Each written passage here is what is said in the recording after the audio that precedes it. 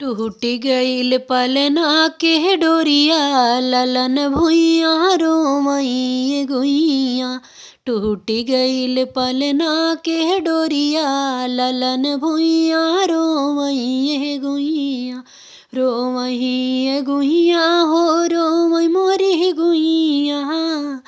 टूट गईल पलना के डोरिया ललन भुइया रोमई गुइया। अपने अम्मा होती तह झारी के उठौती, अपन मम्मी होती दवड़ के उठौती। सैया जी के अम्मा निरदैया ललन भुइया रोवैये गुइया। सैया जी के अम्मा निरा मोहिया ललन भुइया रोवई ए गुइया। टूट गईल पलना की डोरिया ललन भुइया रोवई गुइया।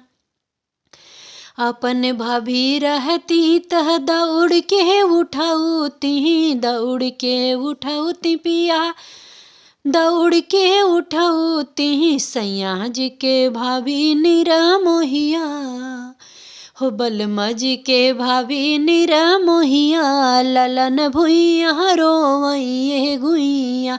टूट गईल पलना के डोरिया ललन भुइया रोवैये गुइया। रोवैये गुइया हो रोवैये पिया वहाँ रोवैये गुइया। रोवै मोरी गुइया। टूट गईल पलना के डोरिया ललन भुइया रोवैये गुइया। अपन बहिनी रहती करेजा से लगौती, अपन दीदी रहती करेजा से लगौती। करेजा से लगौती पिया करेजा से लगौती। सैया जी के बहिनी निरा मोहिया हो सैया जी के बहिनी निरा मोहिया ललन भुइया रोवैये गुइया। सैया जी के बहिनी निरा मोहिया ललन भुइया रोवैये गुइया। टूट गईल पलना के डोरिया ललन भुइया रोवैये गुइया।